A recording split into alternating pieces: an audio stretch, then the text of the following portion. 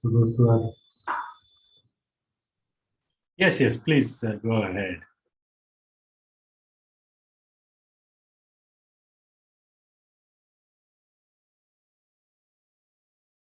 So should I get started?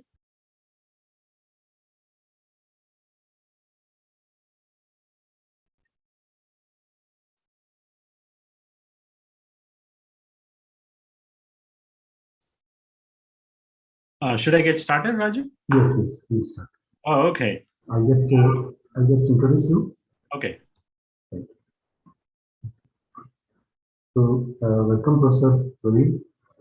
Professor, the brief biodata of Professor Praveen Rao goes like this. It is BTech from computer engineering from University of Pune in '99, and it is Masters and PhD from University of Arizona in computer science in 2007 and 2011.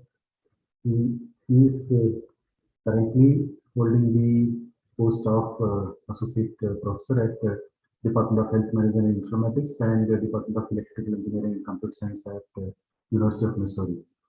His research areas are in the area of big data management, big data science, informatics, and cybersecurity. Professor Rao is a very well-accomplished and award-winning faculty member. He has led very novel research projects, and to hear more from him, let's welcome Professor Praveen to the lecture on large-scale human genome sequence analysis using commodity cluster. Over to you, Professor. Okay. Thank you so much, Raju, for the introduction, and thanks for inviting me to give this talk. Interestingly, I am visiting India to see family, and it so happened that we are now in the same time zone giving this presentation. So it's a really good opportunity for me to share what I've been working on over the last 2 years since the beginning of COVID-19 pandemic.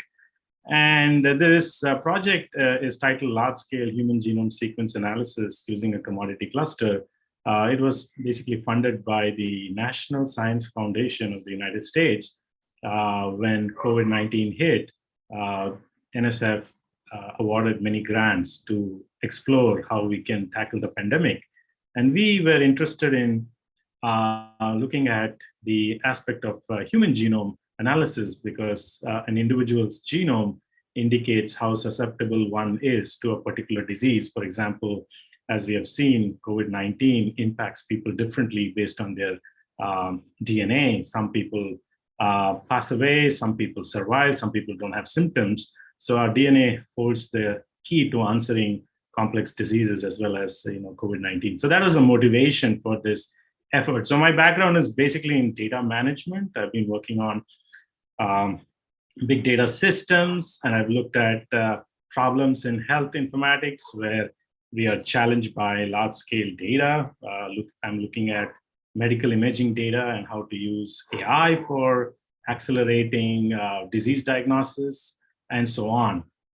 So this particular project is kind of the result of what happened in the pandemic, and then I'm going to share with you some of the efforts we have made to enable faster and more efficient human genome sequence analysis. And this project will continue in the sense that I have a follow-on funding to look into certain aspects of this particular problem over the next 2 years using a very cutting-edge computing infrastructure that has been funded in the US by the National Science Foundation. So I'll talk about it a little more later on.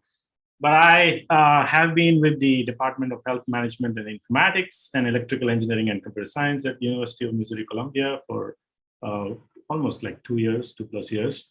And I've been fortunate to work with many clinicians, people in computer science, as well as people in medical school, people in agriculture, etc. So we are a very diverse group of individuals, and I hope through this talk I'll be able to foster new collaboration with folks at IIIT Hyderabad, and we can, you can stop me anytime if you have questions, or if you want to wait till the end, that's also fine, or you want to share some questions on the chat, that is also okay. So I look forward to having you engaged and sharing the findings of our work. So let me get started with the with the introduction. So we know that the human DNA is made of 4 bases, A, T, G, and C.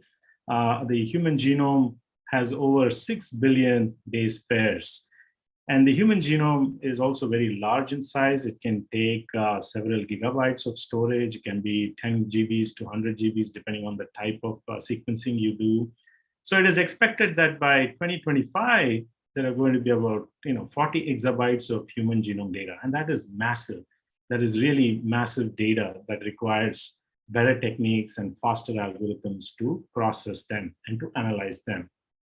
Now, the cost of DNA sequencing, has come below $1,000. So it's now practical to have your DNA sequenced when you go to a hospital. Okay, the sound that you're hearing, I'm near Mangalore. It's a town called Mudavudri in Mangalore, and interestingly, there are peacocks in the neighborhood, and they are, making their sound. So that's what you're hearing. It's peacocks screaming.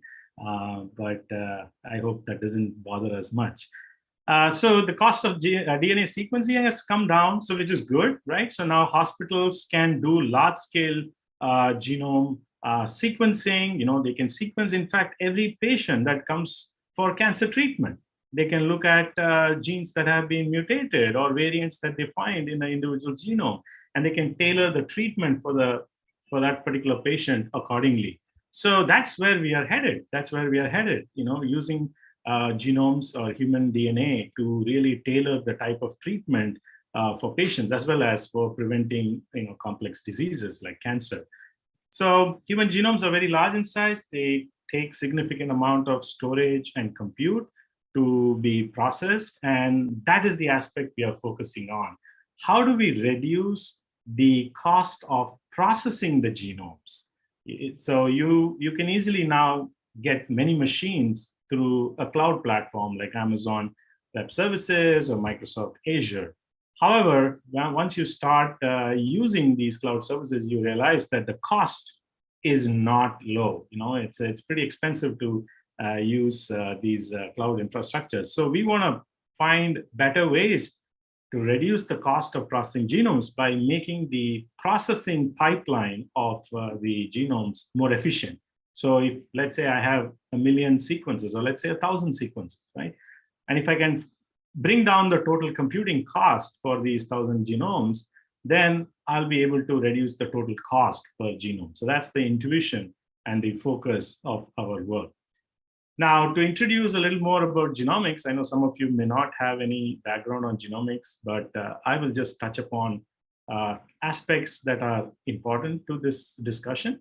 And the first thing that I want to share is the idea of variant calling. So variant calling is a fundamental task that is performed on an individual's genome. So the goal is that you take, let's say, I go to the hospital, they take a blood sample, then they isolate the DNA in my blood cells, for example, and then they run it through a sequencer, and then they produce the sequence file, which contains the letters A, T, G, C, and so on.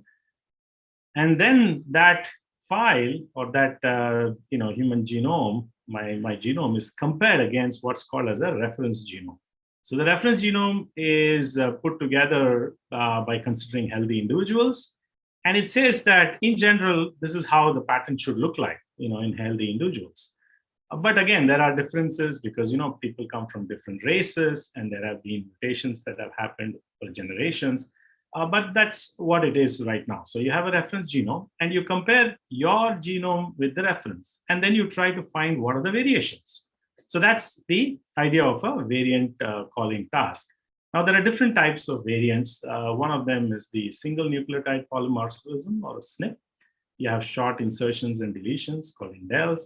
Then you have things like copy number variations and other structural variants. So we won't really worry about how these variations can cause diseases, but we want to identify these variations or variants in an individual's genome more efficiently, especially when we do large-scale analysis using a commodity cluster. So here is an example for those who may have never heard about single nucleotide polymorphism. So what I show you here is a snippet of an individual's genome where we have chromosome number 1 of the individual. At this particular location, the reference has a C, whereas the individual's genome has a G. So this is a SNP. You can see more complex types of variations. So for example, here in the next location in chromosome 1 for the individual, you see that the genome, the reference genome says GTTTT, etc., whereas the individual's genome has this particular sequence of bases. So there is a variant. So we need to identify such variants, and then the doctors and the scientists really know how these variants can impact either individual's risk to different diseases. However, as a computing person, our goal is how do we do this faster and better and cheaper? Now, by identifying variants, there are several benefits. First of all, you understand an individual's risk to different diseases. For example, certain genes, if present in an individual, increases their risk for certain types of cancer. So then people can take precautionary measure, and people can have tailored treatment for those diseases. Maybe with certain variants, an individual will respond better to chemotherapy than radiation therapy, and so on. So doctors know it well.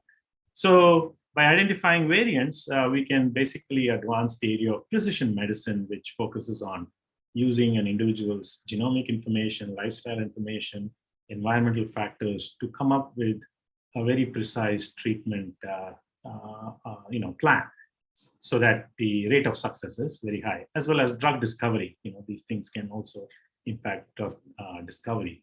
So how do we do this variant calling? So there is a variant calling pipeline, which has many steps.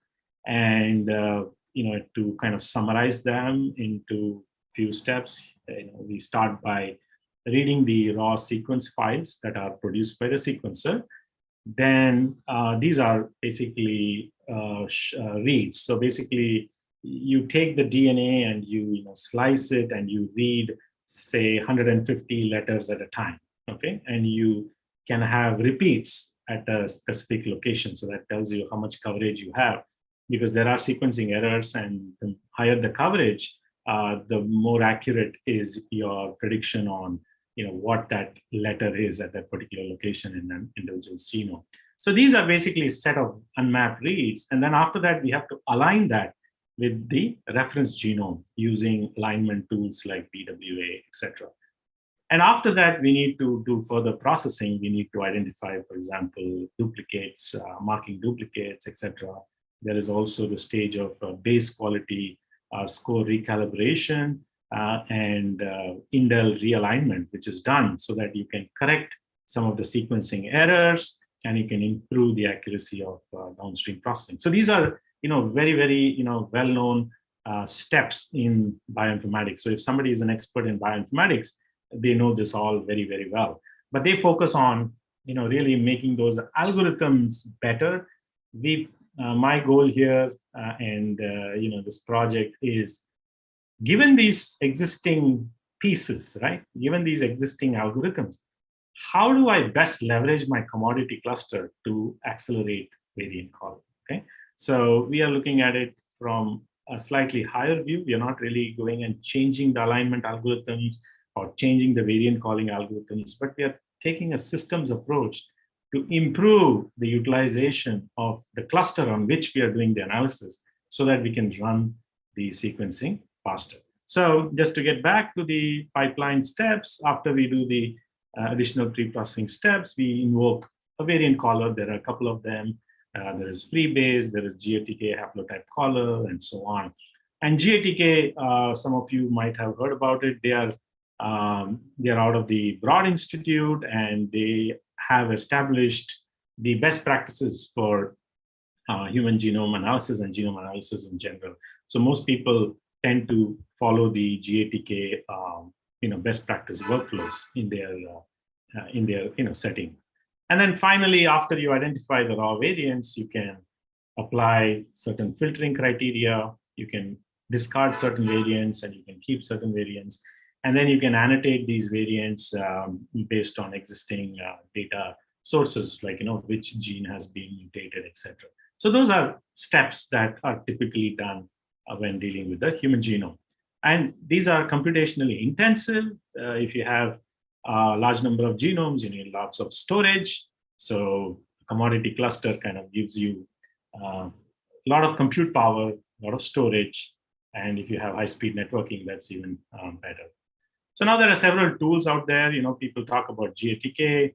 NVIDIA brought in Parabricks, which is, again, these are all commercial tools that are available. GATK is open source. NVIDIA is a commercial tool where they heavily use GPUs to speed up human genome analysis. Databricks, which is a company that it's a data analytics company, which has its roots into Apache Spark, and they also have support for human genome analysis.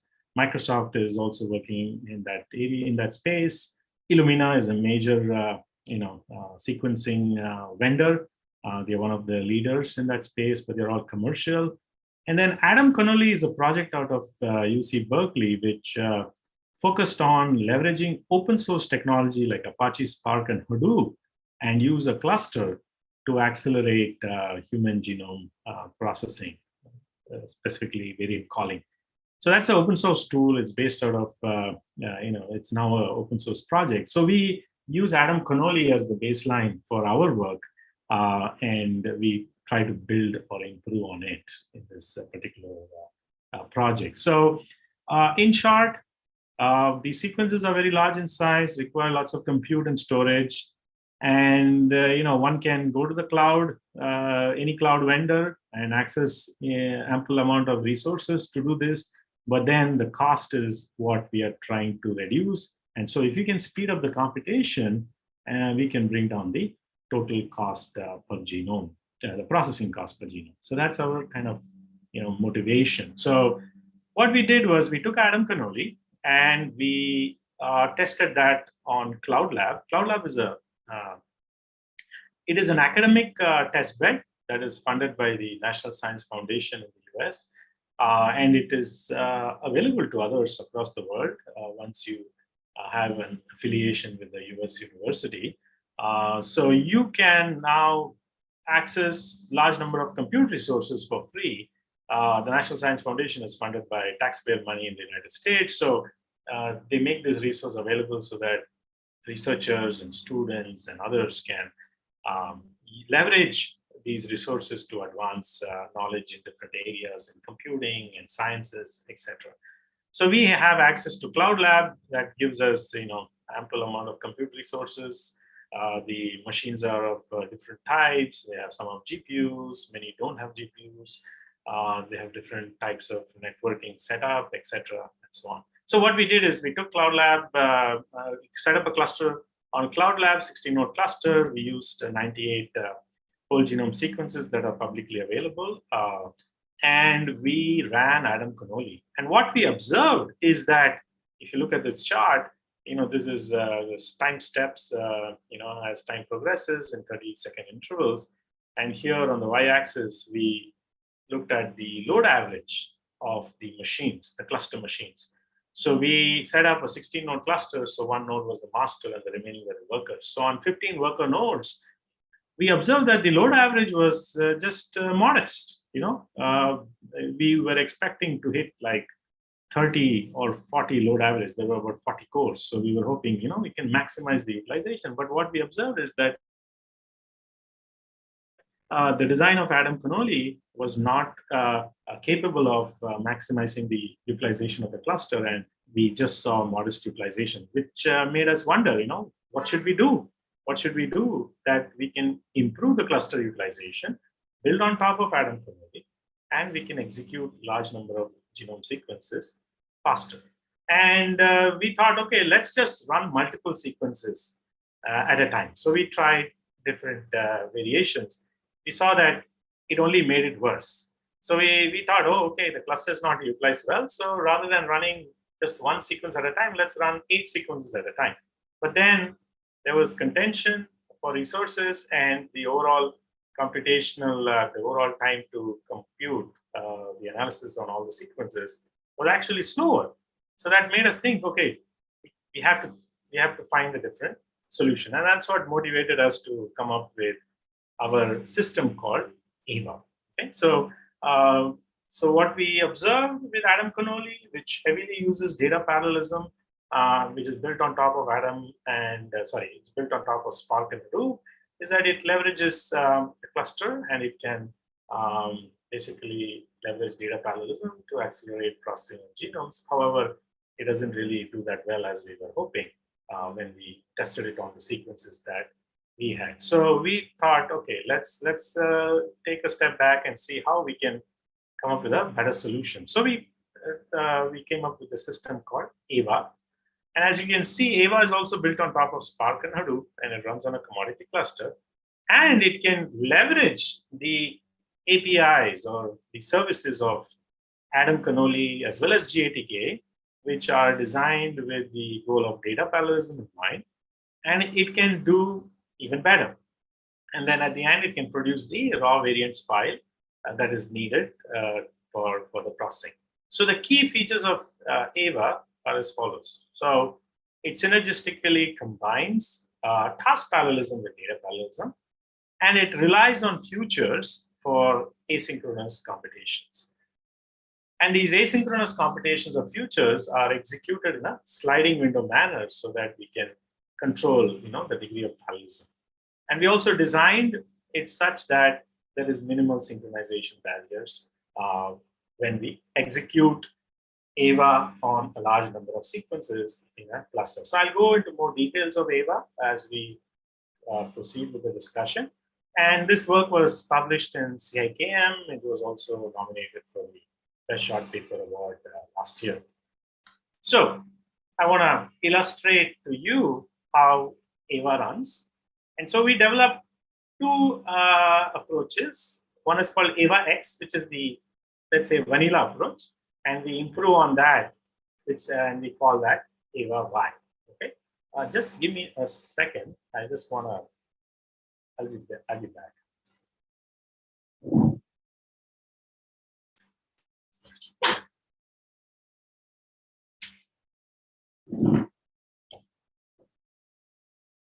Yeah, sorry about that. It's raining heavily, so I can hear a lot of the rain. So I just closed the window. So here is how AVA Y, which is our best approach, performs or looks like.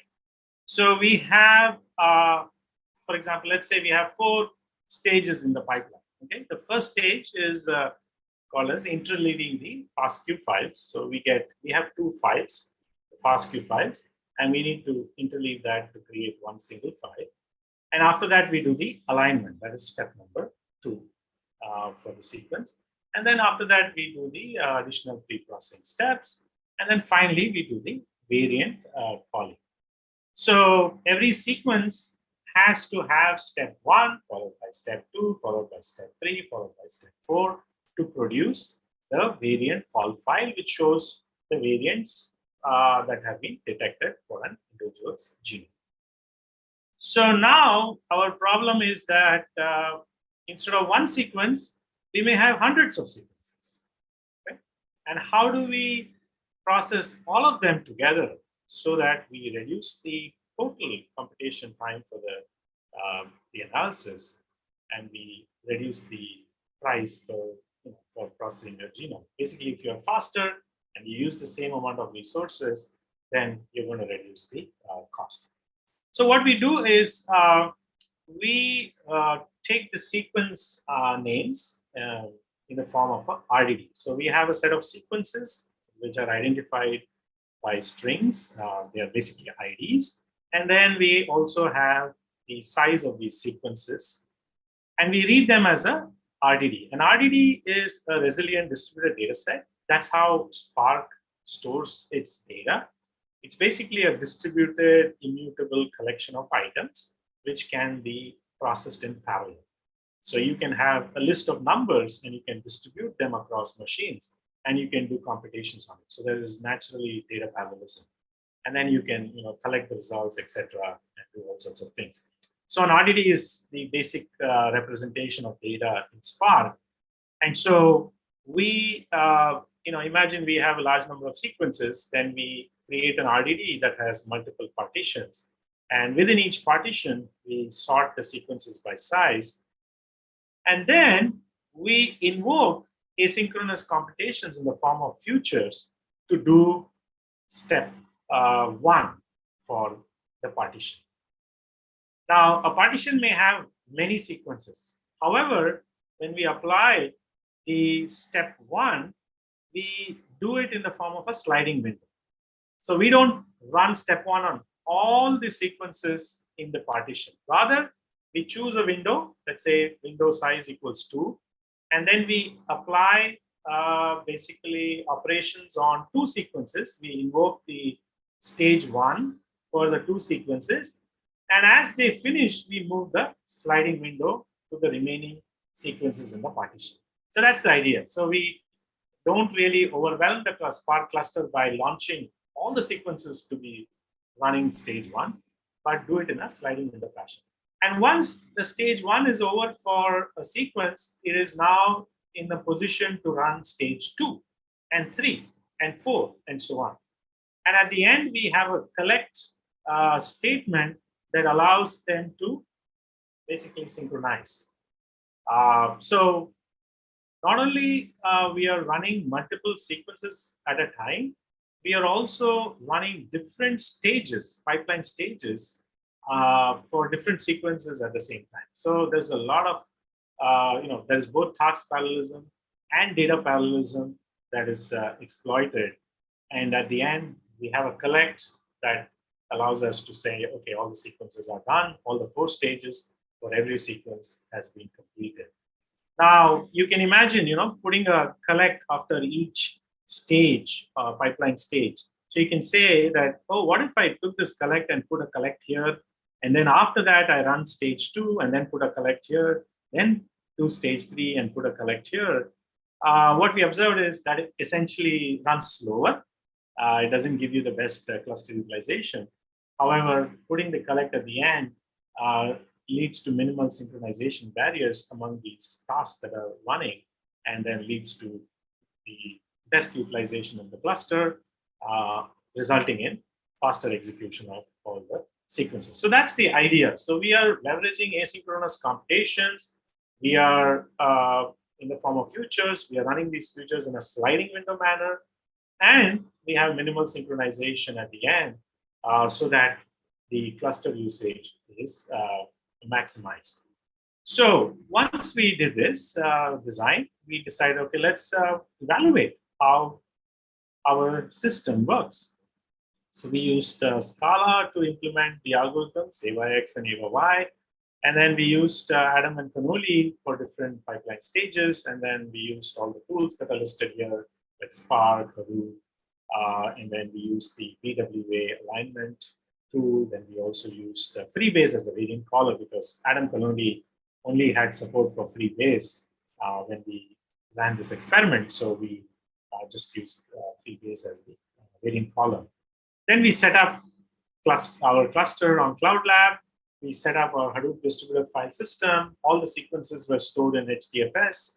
And any intermediate data that was produced during the variant calling process, during the entire pipeline processing, was also written to HDFS. So that once you write to HDFS, you can run different tasks on different nodes, and they can still read the same file. So there were no like local storage that was used till the last stage when we get the actual variant call file. So we have 2 types of clusters. The Clemson data center in Cloud Lab has certain types of machines which are slightly slower than the Wisconsin machines. However, Clemson has more RAM compared to the Wisconsin machines. So Cloud Lab has 3 or 4 sites, key sites. They have one in Utah, then they have one in Clemson, one in Wisconsin. They also have one in Massachusetts. So we decided to just use Clemson and Wisconsin nodes, which had enough memory to run the analysis. Remember that because the genome sequences are very large in size, the individual stages require lots of RAM to run. If you have let's say a 64 GB machine, you can only run 1 or 2 sequences at a time. But we want to run many at a time. And therefore we need, 160 GB or 300 GB of RAM per node to really get the processing done. Okay? So the data set that we used is from the 1000 Genomes project. We had about 98 low coverage sequences. We haven't tried with high coverage yet. We are still working on that. And then together, our input data was about 632 gigabytes in compressed form. Okay? So these were stored on HDFS. So this is lots of data. And what we did was we measured the total running time of completing those 98 sequences, basically running them through those 4 pipeline stages and producing what's called as the variant call file. And we also measured the load average on the machines to see how effective is our approach. So first, I will just talk about the timings. So table A, as you can see, shows the comparison between Eva Y and Adam Connolly. And we can see that we are able to achieve at least 3 times speed up over Adam Connolly using our approach of asynchronous computations and minimal synchronization. So it's all kind of nicely packaged. And I'm going to show you some charts right after this particular slide to show you the cluster utilization. But we are immediately seeing 3 times faster completion of the genome analysis. And then we also, table B shows, again, timings, but using the pre-processing steps like PQSR and Intel realignment. So those stages are computationally intensive and they require more time to complete. Table A did not have that step, but table B, we use PQSR and Intel realignment. And you can see that the timing has increased, right? The total execution time. For example, Adam Connolly required about 69 hours on Clemson, but it took almost 127 hours on Clemson using the additional pre-processing steps. So it's a heavy-duty task. So it's not like a job that runs in a couple of hours. This requires a significant amount of compute resources, and that's where we try to bring in our techniques of improving cluster the utilization and speeding up the overall job completion. So table B again shows that our approach, Eva Y, is able to get up to 4.7 times speed up over Adam Connolly. So this was really promising for us, and it was very exciting to see these results. And you can see that the technique that we use is not really very complicated. It's very straightforward, and it can be easily brought into production systems. But then it can give you significant gains in the speed up. So that's an exciting observation. And then to go back and look at the cluster utilization, we looked at, how does our approach improve cluster utilization? And if you recall the previous load average graph that I showed you in the beginning, it was going up, down, and it wasn't really hitting close to 40. But when we use our approach, we are able to see a drastic increase in the cluster utilization. So we are able to do the processing faster and make better use of the resources. So, and we observe this on different data centers, both Wisconsin and Clemson. With pre-processing and without pre-processing, we see similar trends. Now, these results may not be exactly reproducible in the sense, if you run it again, you may see some variations because Cloud Lab is not a simulation environment. It's actually a real environment. There are other people doing experiments. So the network traffic gets affected. You may get a different set of machines the next time you run an experiment. So there are differences in how the experiment is set up. So you may not get exactly the same trend, but you will see similar trends if you repeat this, okay? So that's something to keep in mind. So that kind of gives you an idea, what did we do? We accelerated the variant calling pipeline when we process large number of genomes by looking at it more from a systems approach, using asynchronous computations and futures and nicely crafting it so that we can maximize the cluster utilization. We can combine both data parallelism and task parallelism and do the task much faster, or do the entire analysis much faster. Now, I want to share some resources that are available. So if somebody is interested in working on this project and continuing or exploring this project for their own research, we have made our code available on GitHub. And I can show you how you can run the genome analysis on Cloud Lab if any of you is interested. For example, it could be a nice master's thesis project or a PhD project for some of you. In fact, in the United States, I have there's a team that is looking at using our system. There are two teams actually, one from Colorado, one from Arizona State University. They are interested in using our system as a use case for their research, one in security, one in networking. So you may not really be interested in the genome processing, but you can use this as a benchmark tool for your other systems research. Okay, so it's available on GitHub, and I have I'll show you some instructions on how we can get started. So first thing you need to do is set up a Cloud Lab account. You'll have to go to a link and fill up some details, and then the account will be authorized. And I have some instructions for that given on our site. And then after that, you can go to this particular link which says variant analysis using IHub, so that you can set up a cluster, you can download sequences, you can set up our software, you can do the configuration that you need, and then you can ultimately execute the experiment. Then you can collect statistics, like if you want to collect the load average, you can do that. If you want to collect the networking traffic, you can collect that. And we have several things that you can do. I'll explain that as we move forward. I also want to mention that if some of you are interested in more of a data science project, we have a data set that we have made publicly available. So what we did was we looked online for sequences of COVID-19 patients, and we processed them, and we produced the variant call files, and we have made that available on the IEEE data port side for others to take this data and find some interesting insights from that data. So if somebody is interested in using genomic data to identify what variants actually made COVID worse in a certain individual, this data set is very valuable. So if you're interested in that, feel free to check out the data set that we have published. It's quite useful. We are working towards converting that data into a form of a knowledge graph that can be harnessed by a larger group of researchers and educators. But work is still ongoing. But if you need the raw variant data, you don't need to set up the cluster. You don't need to go through all the hassles. So remember, in the bioinformatics domain, there's a lot of effort that goes into setting up your resources to be able to do the analysis.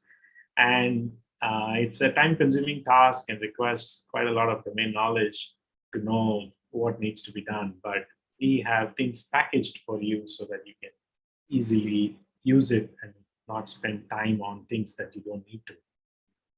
So talking about how to run AVA on Cloud Lab. So we have set up 3 cluster settings, or we have 3 different types of cluster settings on Cloud Lab to run AVA.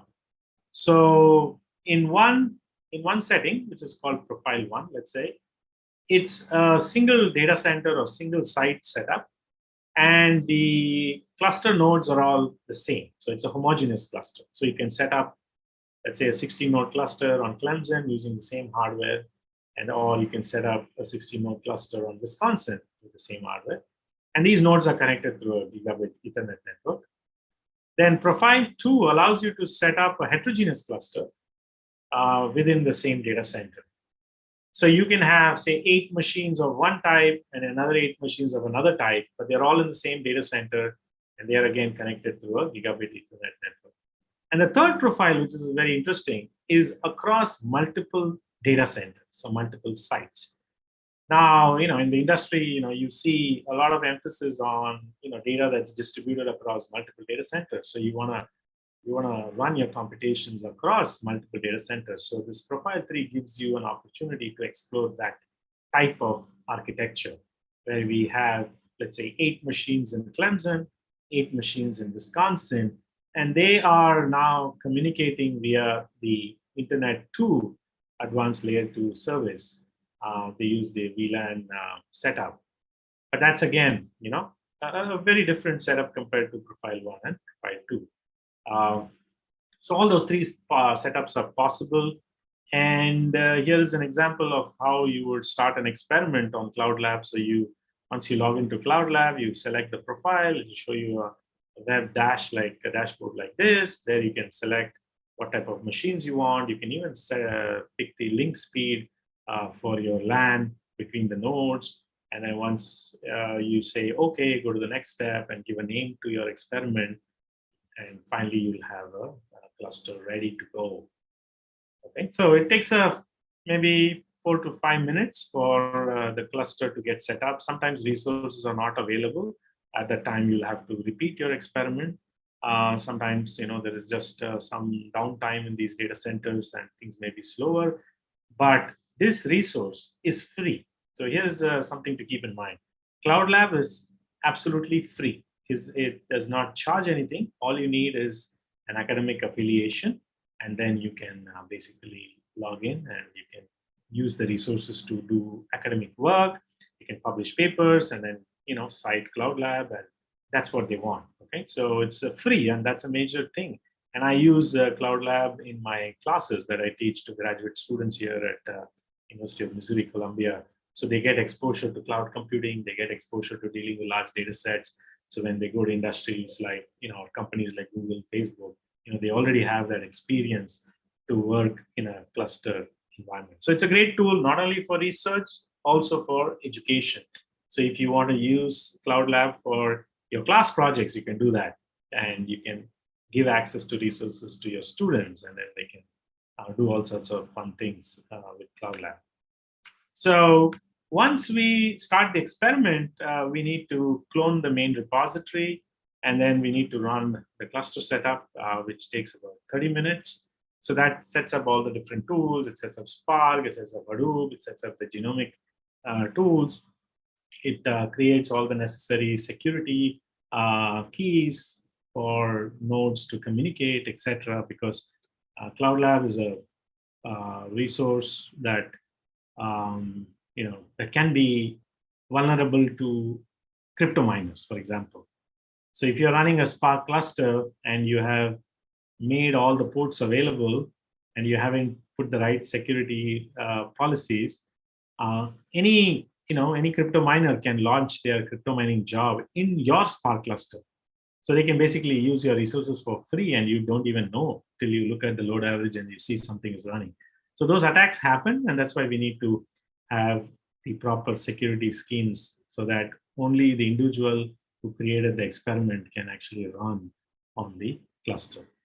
And then we copy the reference genome, and then we run another step to enable the base quality score recalibration and indel realignment, so that we set up the right files, etc., etc. So this takes a little bit of effort, and one has to be a little patient because these are large files, very computationally intensive, but we have tried to simplify as much as possible so that it's easy for the end user to get started. So our goal is, by making this available, a new entrant in the field of genomics and computing can find it easier to make this transition rather than having to do everything from scratch. That can even discourage them from pursuing anything further. So that's our major goal, making this available or democratizing human genome analysis using an academic testbed. Then we need to download the code for our system, and then we can run the variant analysis, which is, it looks a little complex, but if you look at the documentation, you'll see an explanation for what the different parameters are. So essentially, we can give in a file a list of sequences, and we can invoke the run variant analysis script, and we can basically say what sort of processing you need, how many partitions you want for your RDD, Then what type of, do you want to do the extra pre-processing or not? And once this executes, then the cluster gets the tasks to run. And we use Yarn. Yarn is the resource negotiator for the Hadoop platform. So Yarn manages the cluster resources like the memory available across the nodes. It does the scheduling of the tasks, etc. And there is a little bit of challenge in how we set up the Yarn configurations, because if you give less memory to Yarn, then the whole processing will run slower. And you don't want to give all the resources of the cluster to Yarn. So you have to find a balance. And that requires a little bit of experimentation. For example, if you have a 60-core machine, then or 60 hyperthreads, then you want to give, let's say, 50 to Yarn. Okay, so you don't want to give all 60, but you don't want to give just 10 because you're underutilizing the cluster. So all those challenges are need to be tackled to make sure your cluster is set up properly and it's going to be utilizing or be utilized in the best way when we do the variant analysis. And finally, we get the VCF files. And once we get the VCF files, we can, basically download them. So that kind of gives you, if you're really interested in working with this platform, very simple steps. And then you can tie this to any kind of project that you're doing where you need this heavy duty genome analysis task as a use case, right? Whether you're doing security research, whether you're doing networking research, whether you're doing systems research. For example, if you're doing, let's say, fault tolerant computing, what happens when the network is challenged? We observe that there are errors when we run the pipeline. For example, there could be memory errors.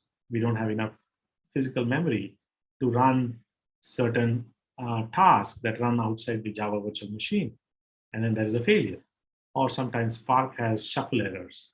Okay, sometimes the network connectivity is lost. Sometimes a Yarn container fails. So now we cannot say that every time you run, you're going to get a perfect execution. There can be failures. How do we deal with failures? Okay, how do we deal with failures in the most effective way so that we don't reduce the performance, etc. And then Yarn settings also make a lot of impact. Like if you don't allocate enough cores, you're not going to fully utilize the cluster. Or if you don't give enough RAM, you won't be able to increase the degree of parallelism.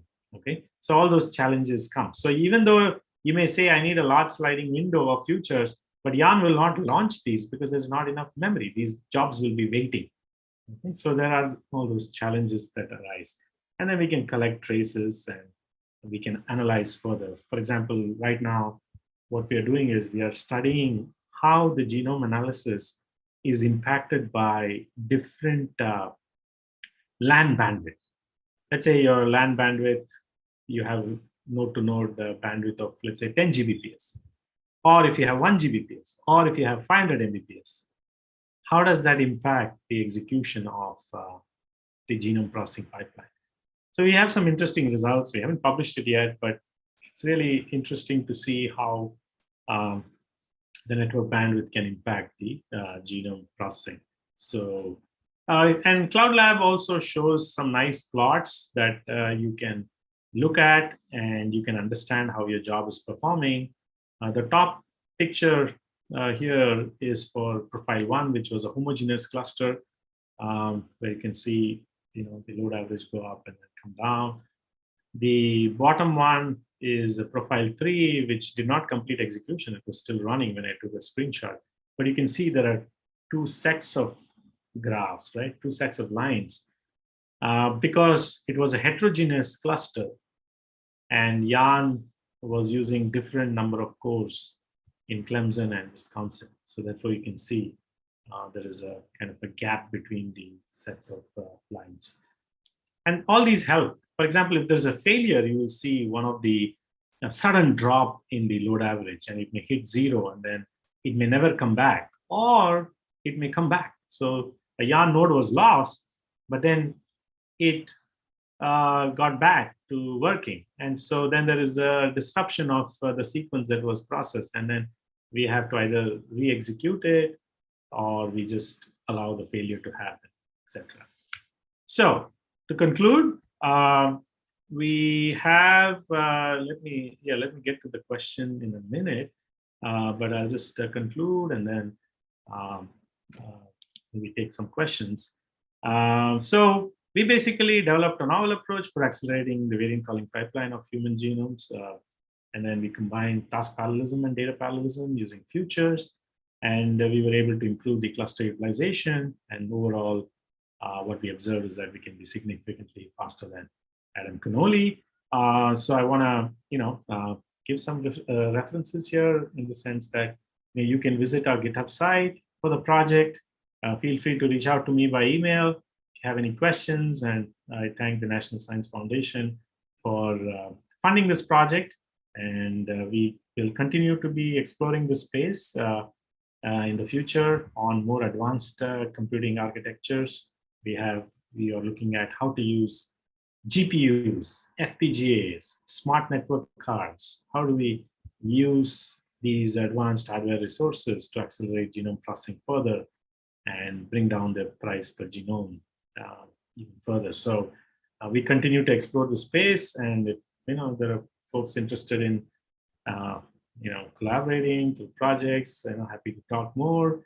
It's time for some questions, and thank you for the attention. I hope I did not overwhelm you with lots of details, but I am really excited to share what we did, and I hope it'll create some opportunities for you and me in the future. So there's one question in the chat. The fact that the algorithm processing. Oh, okay, so the correctness. So at the end, we need to get exactly the same variant call file, whether we run it sequentially or whether we run them in parallel. So at the end, we get a variant call file, and we end up getting the same file whether we run each sequence sequentially or whether we run them using our approach. So therefore, the accuracy is preserved. Now, different variant callers talk about accuracy from their perspective in the sense how accurately a particular variant was detected. So we do not go into that space of accuracy. Rather, we say if I use freebase as a variant caller and I process one sequence at a time using freebase, or if I do n sequences at a time using freebase, I should get the same output. How accurate it is compared to other variant callers is something that we do not consider because we are not really changing the variant calling algorithm. That doesn't make sense, Monica?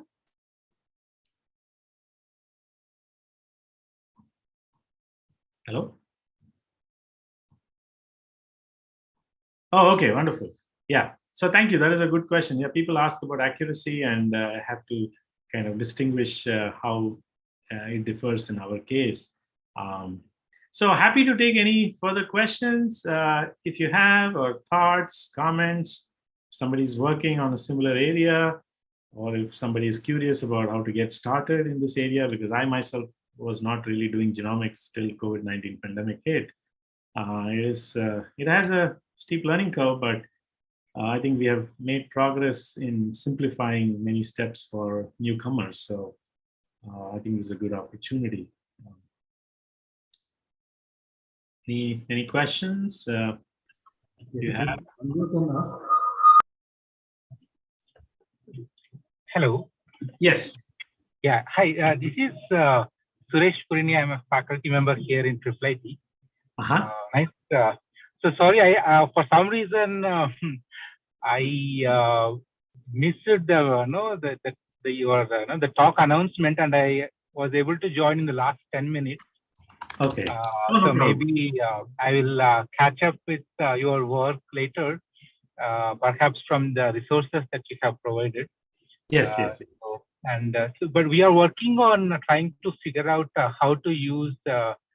We are working on specific problem, like K-mer counting problem, and how we can use Spark distributed infrastructure to solve the K-mer counting problem. I see. kind of looking at problems generally in the space on how to use distributed infrastructures the way you are trying to have a shot at them. Yes, yes. Yeah. That sounds like a very interesting area to where we could look for opportunities to work together, because has been my interest as well, as you can see from this work, right? How to use distributed infrastructure, whether it's Spark or whether it's something like Array, or whether it's some other architecture that is widely used and open source. That's something, happy to talk more on this with you. We should definitely connect on this particular topic, and I can share my slides with Raju so that he can, or I can send a link that others can access, because it's like open. There's nothing to not to share. Or if the YouTube video is already recorded, I think that will also be a nice resource to have, which Raju has shared in the chat. So. Yes. So sorry, sir, my network got disconnected, but I hope to reconnect with you later and discuss with you, potential problems, share the problems that we are working on, and perhaps see, anything, any ideas from your side or anything that we can work together. Definitely. So I will drop you a note and catch up with you. Yeah, definitely. Thank you so much. Yeah.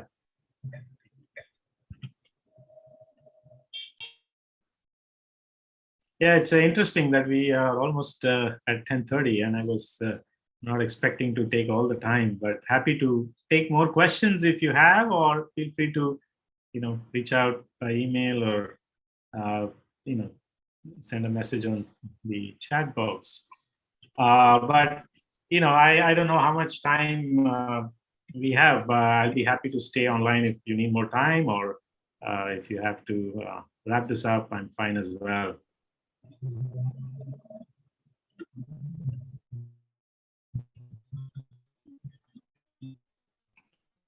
So are you doing any work related to FPGAs?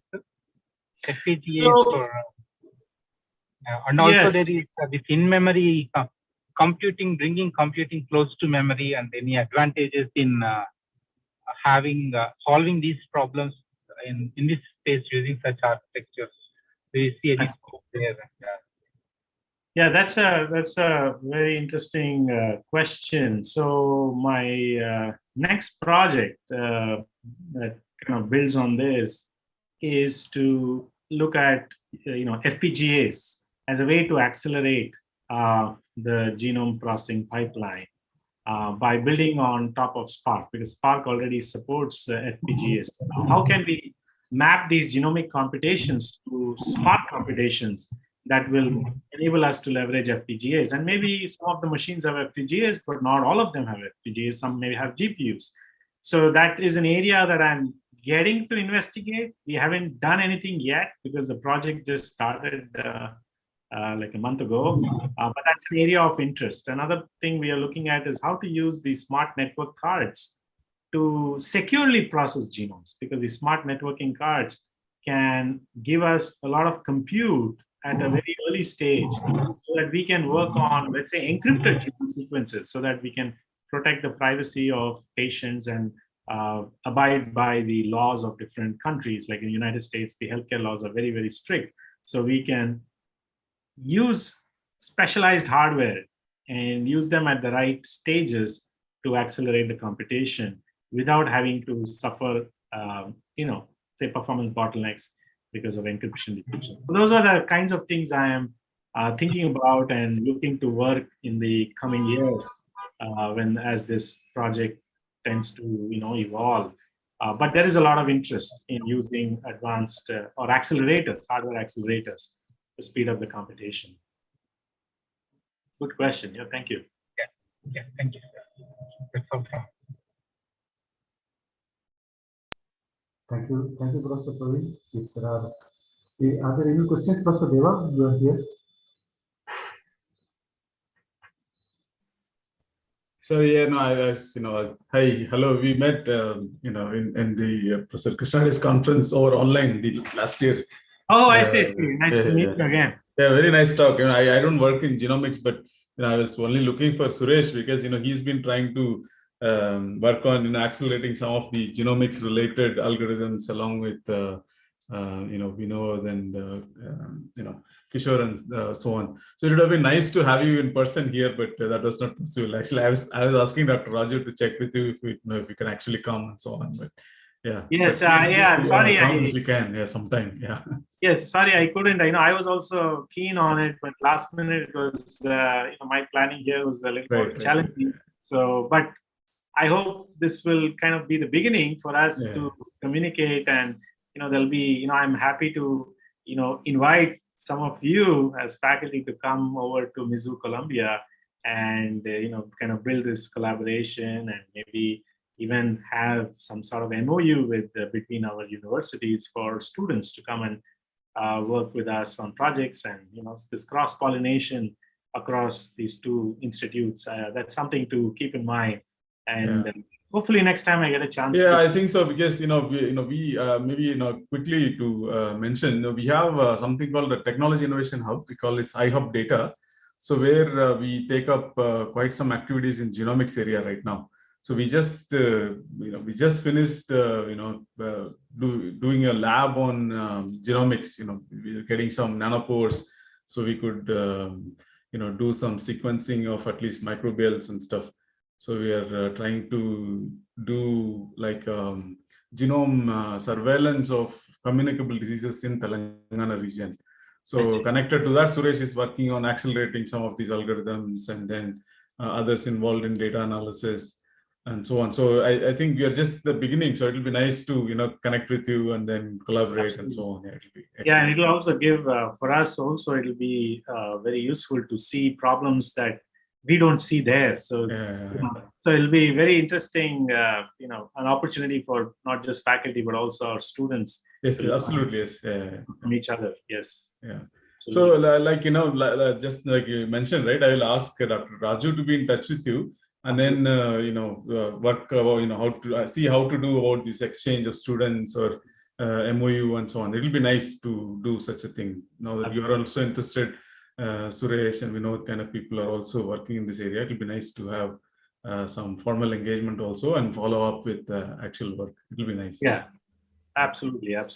Definitely. Nice. Thank you. Thanks. Thank you so much. Thanks for being here, Rish. Yeah, thank you. My pleasure. Yeah. Hopefully, next time we would get to meet in person, and whether it's here or in the US, wherever it is. But thank you so much for having me. I hope this would kind of give an opportunity for us to collaborate as we move forward, and happy to help any students if they have questions, and if anybody wants to make use of what we have built to advance their own research. Yeah, absolutely. Yes. Exciting. So thank you, Raju, and thank you to all of you for making this happen. I appreciate it. Thanks. Okay. Thank you so much. All right. Thank you. Bye-bye.